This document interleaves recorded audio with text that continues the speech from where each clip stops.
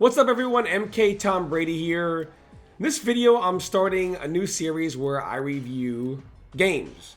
And I'm going to start with Mortal Kombat 11 Aftermath. Just because if I'm going to start, why not start it with the game that I'm do most of my content for. But let me just say that the reason why I'm doing Aftermath or MK11 right now at this time is because I feel like with all we're at a point where I think a lot could change. Ed Boon has been on Twitter talking, giving hints to stuff. So ideally, if everything that we hope happens, not only do we get new characters, but we get massive changes to the system overall, and maybe the variation system. So just we're hoping for a lot of change. So I think it's a good time to pretty much say, I feel like this part of Mortal Kombat 11 is done, and we're about to start another part of it. The part that I think a lot of us have all been waiting for. So I want to review it pretty much as it is right now. Now, this is an honest review of mine. This isn't going to be any type of a troll video. There's been a lot of negativity about the game. I think something that's really popular to do is, a negative opinion is out there, whether it's Reddit, Twitter, YouTube, and everyone just piles on. They post on Reddit, they Twitter, put their YouTube videos up, and they just keep, going in on that negative aspect, right? And they farm Reddit points or likes on YouTube, likes on Twitter, etc. This isn't going to be one of these types of videos. This is going to be my honest opinion. And there are certainly a lot of things that have triggered me, but I also had a lot of fun. And I want to talk about the good things as well as the things that were kind of triggering. So in general, I'm not going to cover too much of the single player stuff outside of story and maybe a few things here or there, because this is a fighting game, and I want to break it down as a fighting game. Just in general, in its single player stuff, it does have a story mode, which is really cool. And in the Aftermath, they released a part 2. So this is the first time I think NetherRealm expanded on the story ever. Well, it is the first time, and it's pretty good.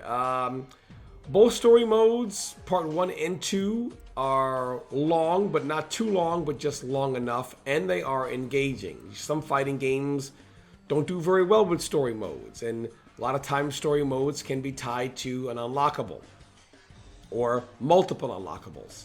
And it's just like, wow, I just got this game, why can't I just get the stuff? And I gotta play this boring story mode, and Mortal Kombat 11 is not one of those games. So the story mode is enjoyable to play through.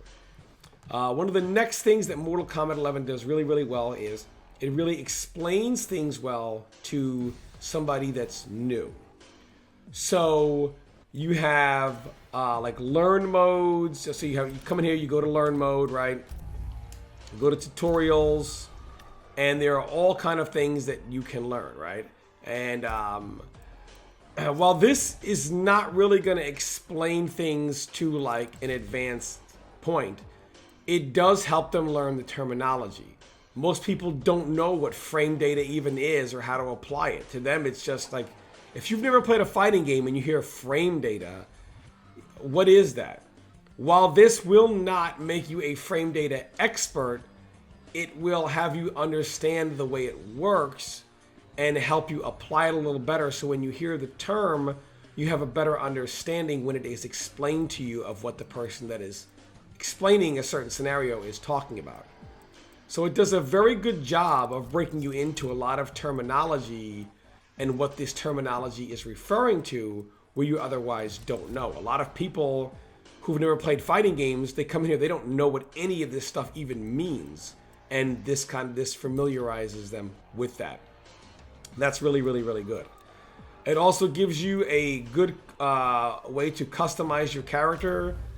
I think being able to customize stuff is really important when playing from home online. You want to be able to put your touches on a character, how the character looks, etc. So I think that's really, really cool how they do that. There's a lot of ways to customize your character. There's a lot of skins you can do, etc. And there's even ways to customize different versions of your character with different moves. So there's tournament versions, and there's a version that you can make up on your own with the moves that they've given you in the game. Some are, you can comprise a character of completely non-tournament mode moves and kind of play in your own customized mode and play with friends, etc. You're not bound to play the tournament variations. You can choose to play that way, or you can choose not to. So it's also pretty good. So it does that really well. It's got 3 variations, which, more variety is always good. I think when people play games, more is always better than less, so to speak. So the concept of the variation system is good. I love the concept of it, and I love the idea behind it. One of the most important things to a game is practice mode, and the practice mode in this game is very, very good. Gives you a ton of options, and it also gives you what I love, the drop down menu. A lot of times in practice you're always having to hit start and adjust this and adjust that, and now start and readjust it, readjust that. I like that it gives you a drop down menu in which you can like a quick options menu in the game. So first of all, it allows you to remember the settings, which is huge. So a lot of times when you exit practice mode and pick another character, you come back, you got to reset everything. Or if you turn the game off and you turn it back on later, your mode, all those options are reset. It keeps your options. So this is a drop-down menu, which allows me to change options, right? So I can pretty much change any option I want, and it remembers it. So if I, back out, and then I pick 2 other characters, and I come back in, it's still there. So a lot of this stuff is really, really good. The actual fighting game engine, it does great on its basic foundation. The foundation of how the game plays neutral to how it plays anti-neutral. No matter how strong neutral is in a fighting game, do not be fooled to think that Mortal Kombat is the only fighting game that introduces anti-neutral, or what I guess today's players would call neutral breaking elements. This has been in fighting games since the very inception of the fighting game. MK has these things, and it also has a great basic foundation. Some fighting games are just hopeless, right? There's no hope for the game. You just have to wait for its sequel. The foundation of the game is so poor that there's no hope for it. And okay, well, hopefully the sequel, they do it. They do well, because no matter what they pile on top of the foundation, if the foundation is bad, no matter what secondary and tertiary mechanics they put onto the game, it's irrelevant. The foundation is bad, everything crumbles. The game crumbles on itself. It's not a good game. Mortal Kombat 11 is not one of these games. At its foundation, at its core, it has one of the most solid cores you'll probably see as a fighting game. And that's a lot, because everything is built on that. You can't build if the foundation is bad. So the most important part of the game, the foundation, everything that stuff must be built on, the foundation is rock solid. However, Mortal Kombat 11, as it is now, does a... how do I say this? Does a not so good of a job in bringing in secondary and tertiary mechanics on top of the foundation. There are some characters, such as Upgraded Jackie, that have, yes, a good second and tertiary layer of the character's individual game on top of the foundation.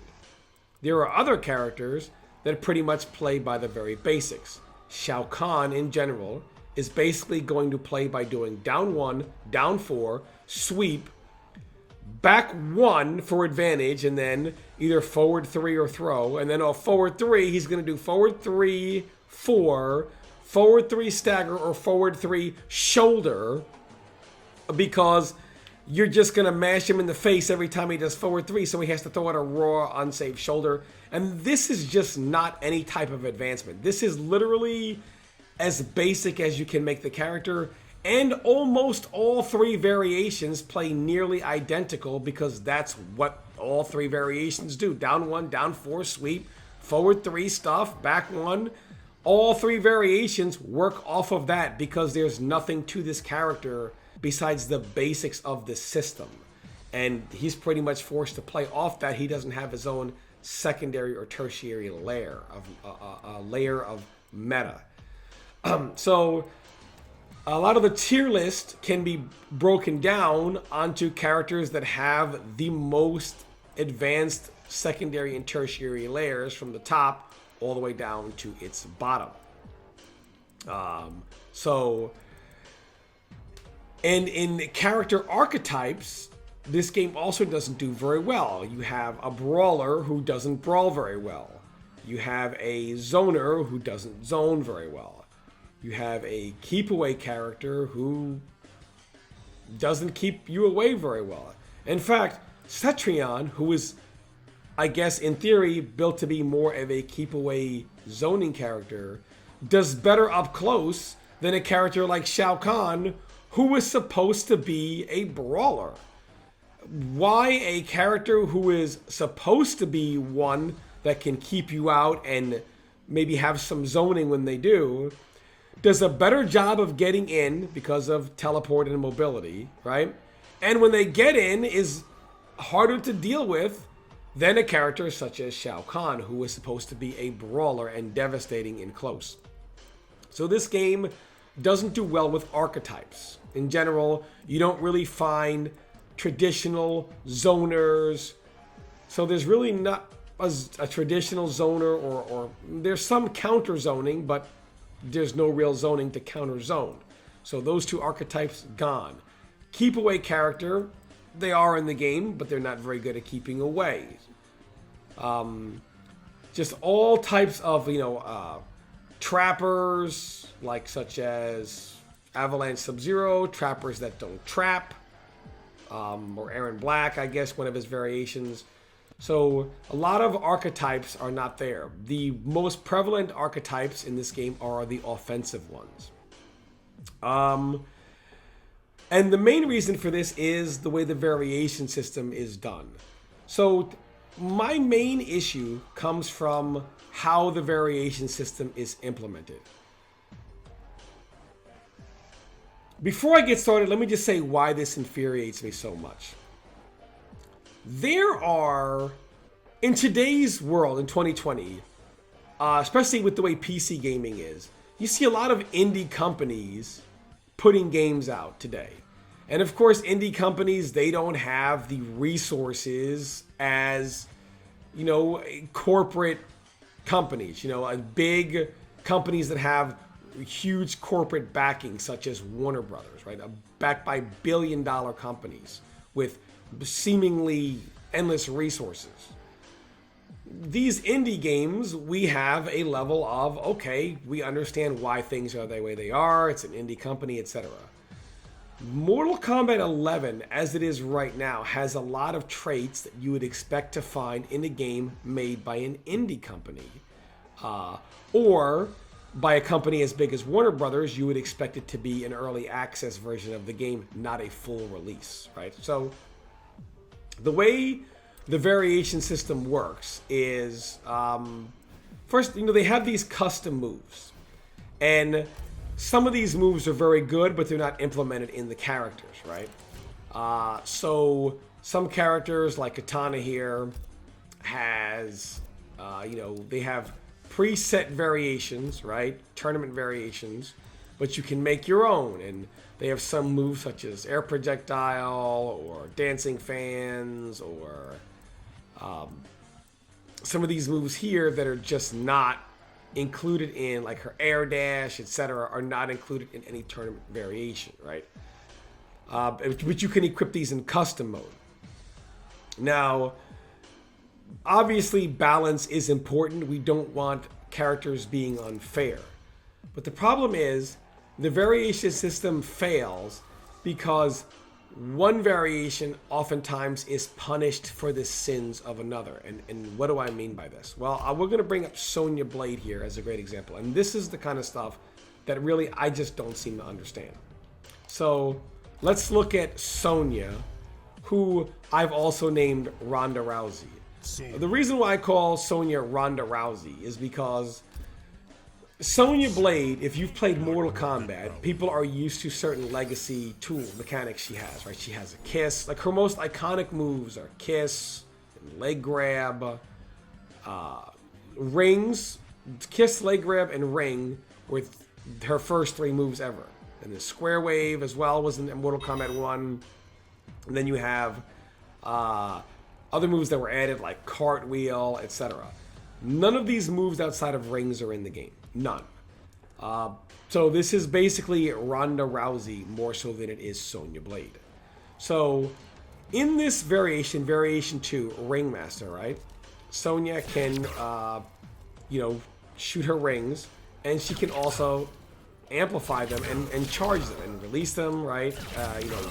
Right away, or hold it and release it late, or charge it and then cancel with the dash if she so chooses to, right? And she can do this for pressure in the corner, like so she can. Normally, she doesn't have any way to launch off her low option, just her overhead option here in this string. It starts high, but the second hit will be overhead or low.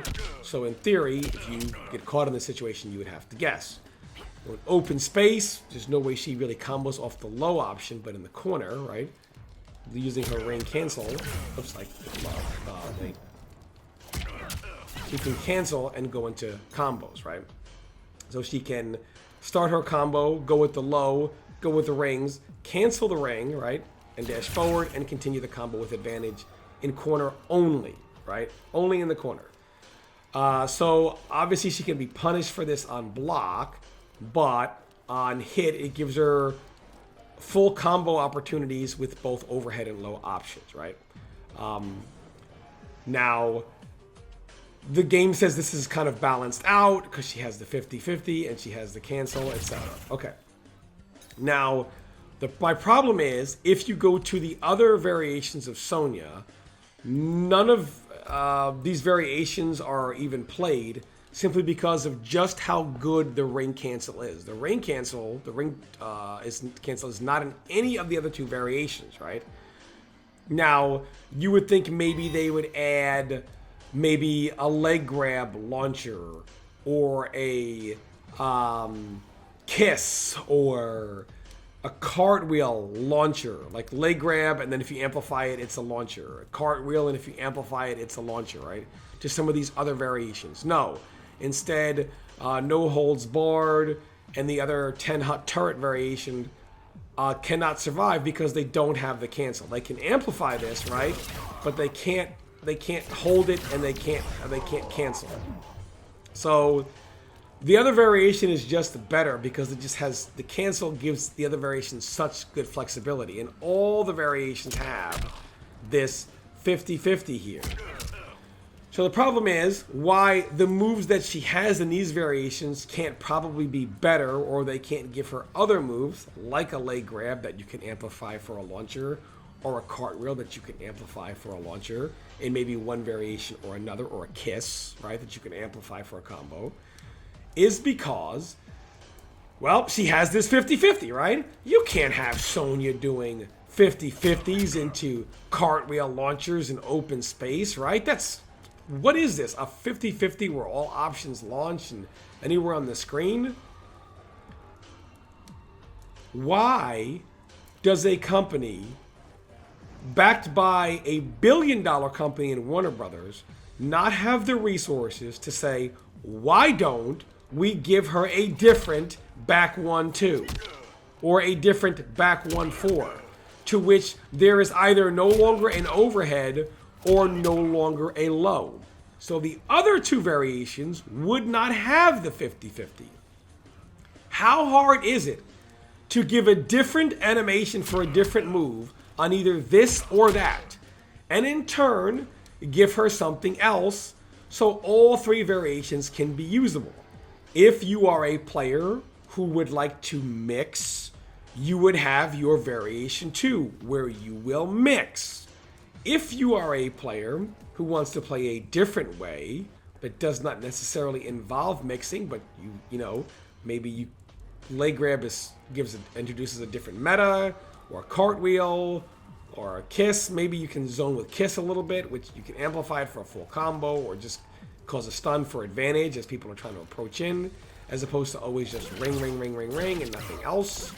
To add kiss to that, and you would no longer have the 50-50. Maybe instead of like back 1-2, she could do like a spinning back fist, kind of like her UMK3 combo starter, right?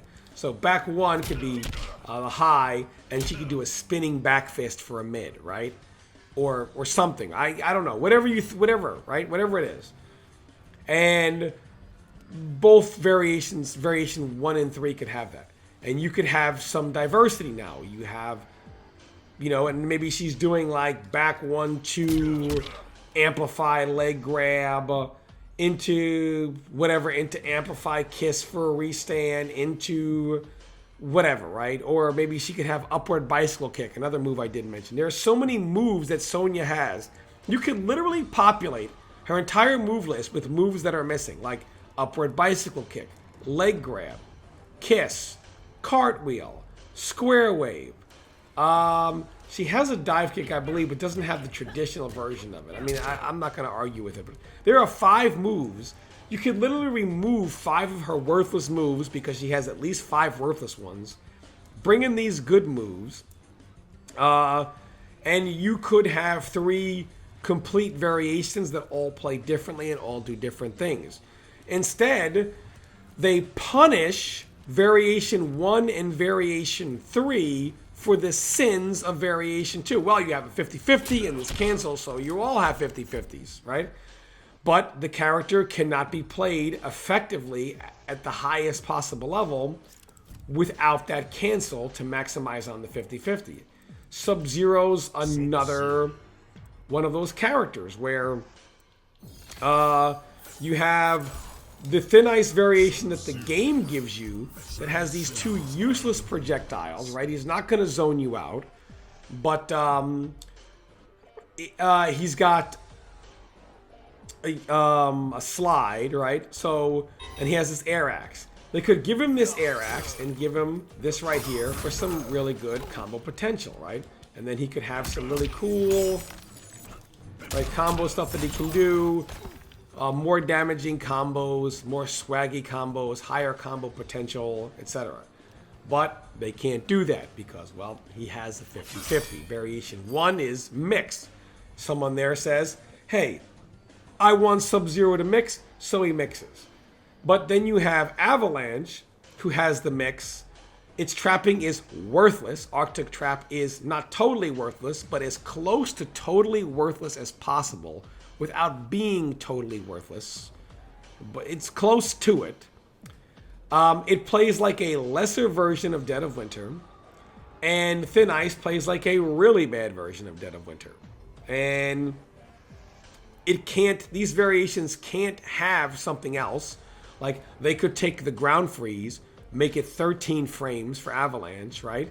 Make it blockable, like a low, and punishable on block, but have it win every trade. On hit or on block, you know, Sub-Zero wins the trade. It doesn't go away. But if you're close to him and he just throws it out and you block it, you know, fine. You know, it would be really cool. You could put it on the ground as they're getting off the ground. They have to get up and block. But can't do stuff like that because, well, he has a 50-50, right? I can't give him these combos because he has a 50-50. So Thin Ice has to suffer and Avalanche has to suffer. They must pay for the sins of Dead of Winter, which is the primary mixed variation and by a country mile the best and most effective variation of Sub-Zero in literally every possible situation. Now, they could have just said, let's make forward 2. So like you see this when Sub-Zero does his slide, he ends with like a straight punch. Why not make his forward 2? The animation is already in the game. Like, this animation here, right, is already in the game. So if you look at the ending to his amplified slide here, right? See that straight punch? That's already in the game. They could make his forward 2. They could literally get, I mean, look, we've seen Terminator, which recycled every possible animation for Jason Voorhees from MKX. So they're not opposed to recycling animation. They could make forward 2 a mid, give it this animation here, and maybe give him forward 2-3, which would be that mid into this high, right? Okay, so Thin Ice and Avalanche would not have the 50-50, but they would have a mid, like forward 2-3 would be that punch into this high, right? They could have forward 2-3, or just forward 2 by itself, and it would be that attack. They would lose the overhead, but then you would get that higher combo potential with Thin Ice. You would have that Rising Ice launcher, ground. You would have the air axe, so you would still do Thin Ice stuff. Avalanche, you could have, get rid of that worthless Arctic trap, give them, because even the ground puddle now, it's not only is it not broken, it's a gimmick. Even if they gave it to him, it's not even very good as well. And the times when he could use it, which would mean you would have to have no resources, which is few and far between in this game when an opponent is sitting on no resource whatsoever, because you can escape it with one bar. The one bar of each, I should say, so you don't even need a full stock of any resource. So the odds of you being able to use that, almost zero. And even when they don't have any resource to get out of it, it's just a vortex. So again, it's mindless. It's not depth. You just vortex somebody. A vortex is not really any depth. It's just, oh, I'm going to do this, put it out, and mix some more. It's still a very simplistic gameplay design for the character. You would get added depth by removing the 50-50 for variation 1 and 3. Variation 2 and 3 here, and you'd be able to kind of change things around. Give a more, so you'd have a variation that mixes, a variation with higher combo potential, and a variation that actually traps.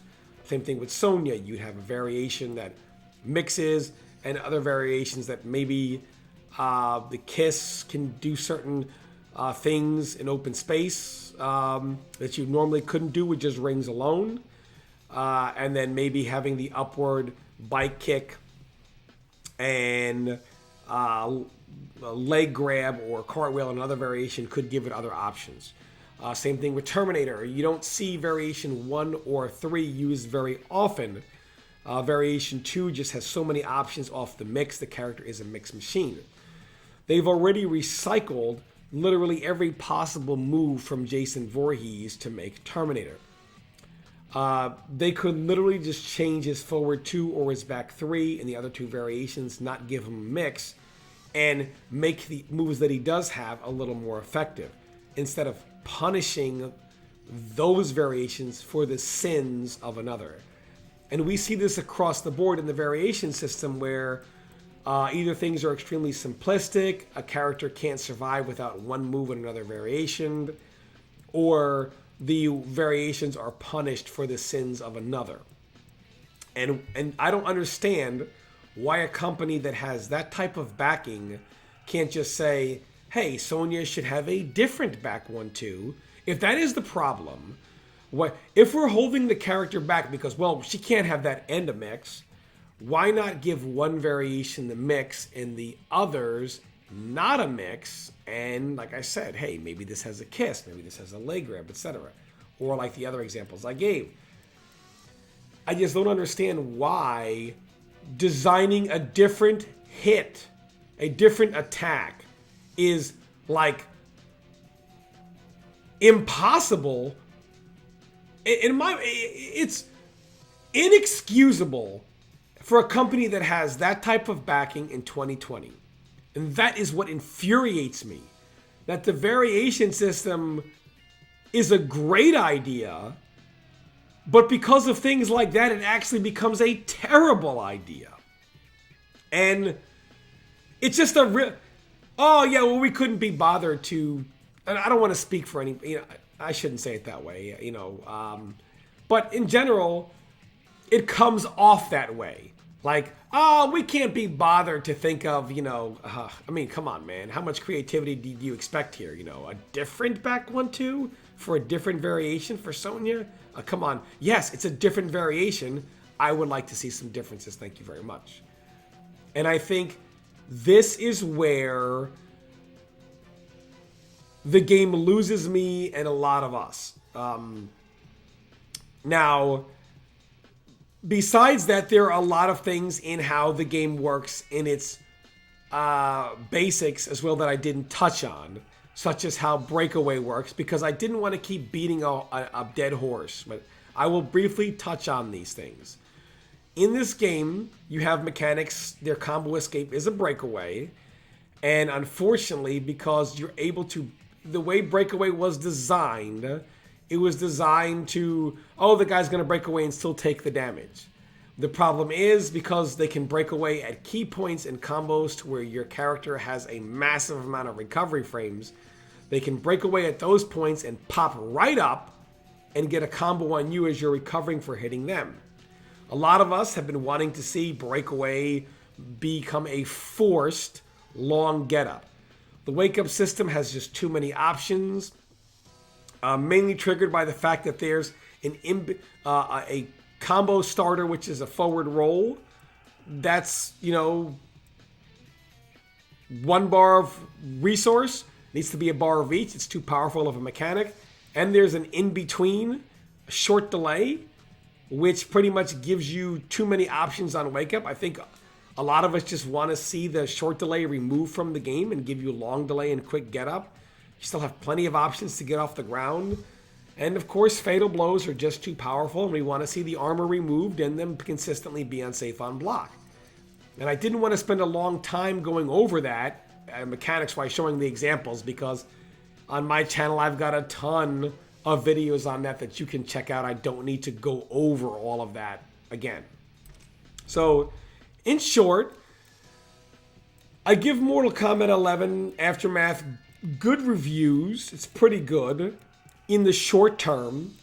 As a long-term game, it gets boring extremely fast because a lot of the things that I was talking about, lack of depth in secondary and tertiary meta for most of these characters. And a lot of that is because of how the variation system is poorly done, which I just hit on. If they do an overhaul, kind of change a lot of this, give us almost like an MK11.5, the foundation that's in place is very solid, and changing some of the system stuff, like tweaking it, such as how breakaway, fatal blows, and wake-up system work, tweaks to that, and an overhaul to kind of the variation system to kind of make it more of a variant and add more depth to characters as opposed of it being a system that strips it. I'd say because the basics are so solid that they have a strong foundation to build on. So I would say there's a lot to be hopeful for. Will that actually happen? Only time will tell. I hope you guys enjoyed this video. Thanks for watching. Stay tuned for more content.